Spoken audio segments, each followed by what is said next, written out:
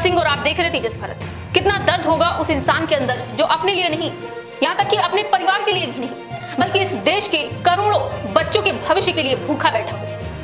कितना बड़ा संकल्प होगा उस व्यक्ति का जो अपनी सेहत, अपनी ताकत और अपना जीवन दांव पर लगाकर सिर्फ एक सवाल पूछ रहा हो, क्या इस देश के बच्चों को बेहतर शिक्षा मिलना उनका अधिकार नहीं है? आज ये लड़ाई किसी एक व्यक्ति की नहीं है, ये लड़ाई उस भारत की है जिसके सपने हर साल लाखों छात्र अपनी किताबों में लेकर चलते हैं। ये लड़ाई उस युवा की है जो दिन रात मेहनत करके परीक्षा की तैयारी करता है, लेकिन परीक्षा के पहले ही पेपर लीक हो जाता है। ये लड़ाई उस गरीब परिवार की है जो अपनी कमाई का आधा पैसा अपने बच्चों की पढ़ाई में लगा देता है, लेकिन बदले में मिलता क्या है? अव्यवस्था, बेरोजगारी, पुलिस के लाठीचार्ज, डंडे की मार पिटाई। एक तरफ कहा जाता है कि भारत विश्वगुरु बनने जा रहा है, दूसरी तरफ सरकारी स्कूलों की हालत लगातार खराब होती जा रही है। कहीं शिक्षकों की कमी है, कहीं भवन जर्जर है, कहीं बच्चों के लिए बुनियादी सुविधाएं तक नहीं है। लाखों छात्र ऐसे स्कूल में पढ़ने को मजबूर हैं जहां भविष्य बनाने की बजाय केवल औपचारिकताएं पूरी की जा रही हैं। और जब स्कूलों की स्थिति पर सवाल उठते हैं तो जवाब कम और प्रचार ज्यादा दिखाई देता है। विश्वविद्यालय जो किसी भी लोकतंत्र में विचार और ज्ञान के सबसे बड़े केंद्र होते हैं, वे भी विवादों और दबावों के बीच घिरे दिखाई देते हैं। शिक्षा के मंदिरों में बहस और शोध की जगह कई बार डर और असुरक्षा की खबरें सामने आती हैं। क्या यही है माहौल जिसमें आने वाली पीढ़ियां दुनिया का नेतृत्व करेंगी? सवाल उन परीक्षाओं को लेकर है जिन पर करोड़ों युवाओं का भविष्य टिका हुआ है। हर साल लाखों छात्र दिन रात मेहनत करते हैं, परिवार अपनी बचत खर्च करता है, बच्चे दोस्तों से दूरी बना लेते हैं, त्योहार छोड़ देते हैं, मनोरंजन छोड़ देते हैं, लेकिन फिर एक सुबह खबर आती है पेपर लीक हो गया।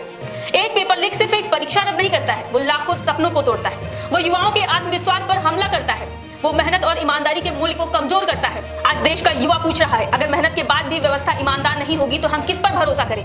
और इसी सवाल को लेकर कुछ लोग सड़क पर हैं, कुछ लोग आंदोलन कर रहे हैं, कुछ लोग आवाज उठा रहे हैं। वे अपने लिए कुछ नहीं मांग रहे, वे कोई पद नहीं मांग रहे हैं, वे कोई विशेष सुविधा भी नहीं मांग रहे हैं। वे सिर्फ इतना कह रहे हैं कि शिक्षा को बचाइए, बच्चों का भविष्य बचाइए, परीक्षाओं को पारदर्शी बनाइए, सरकारी स्कूलों और विश्वविद्यालयों को मजबूत बनाइए। लेकिन सबसे दुखद बात तो यह है कि जब कोई व्यक्ति बच्चों के भविष्य के लिए अपनी जान जोखिम में डालता है, तब भी समाज का एक बड़ा हिस्सा चुप रहता है। ये चुप्पी खतरनाक है, क्योंकि शिक्षा किसी राजनीतिक दल की संपत्ति नहीं है, शिक्षा किसी सरकार या विपक्ष का मुद्दा भर नहीं है, शिक्षा पूरे राष्ट्र की रीढ़ है।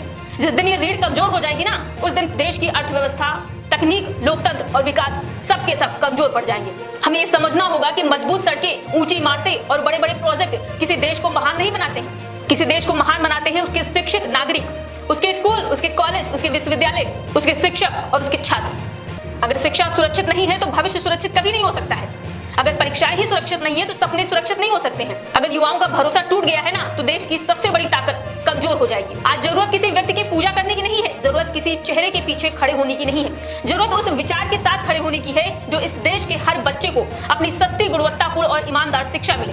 क्योंकि आने वाला भारत संसद की कुर्सियों पर नहीं लिखा जाएगा, आने वाला भारत स्कूलों की कक्षाओं में लिखा जाएगा, कॉलेजों की पुस्तकालयों में नहीं लिखा जाएगा, विश्वविद्यालय की प्रयोगशालाओं में लिखा जाएगा। और अगर हम आज शिक्षा को बचाने की लड़ाई में उदासीन रहे तो इतिहास हमसे यही सवाल पूछेगा कि जब बच्चों के भविष्य पर संकट था तब आप कहां खड़े थे? ये समय चुप रहने का नहीं है, ये समय सवाल पूछने का है। ये समय शिक्षा को सबसे बड़ी राष्ट्रीय प्राथमिकता बनाने का है, क्योंकि अगर बच्चों का भविष्य हार गया तो देश की जीत भी अधूरी रह जाएगी। फिलहाल आपकी इस रिपोर्ट पर क्या राय है? अपनी राय हमें कमेंट बॉक्स में जरूर बताइएगा। चैनल को सब्सक्राइब करिए, वीडियो को लाइक करिए और ज्यादा से ज्यादा शेयर करिए।